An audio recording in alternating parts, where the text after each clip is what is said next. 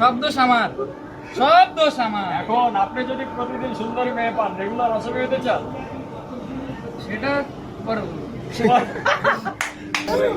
ভাই, বাস্তবতা হচ্ছে আমি আসলে একজন ভালো মানুষ, যে ক্যারেক্টার খারাপ যার দেখতেই পাচ্ছেন আপনাদের সে পুলিশ অফিসার। হ্যাঁ প্লিজ আপনি একটু সামনে আসেন না, সে ক্যামেরার বাইরে আছে, ভাই সামনে আছে।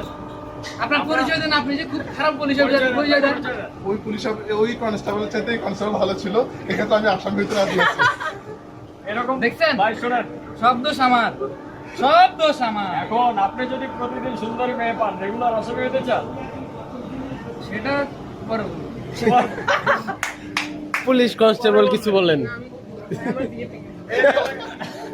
হ্যাঁ, এই ভাই, যে ভাই ওনাকে বিয়ে করতেছেন ভাই, ভিডিও ভাইরাল হওয়ার পরে ভাই কইরেন ভাই, যে আমাদের বিয়ে ভাঙেন, আল্লাহর রাস্তে ওনার বিয়েটা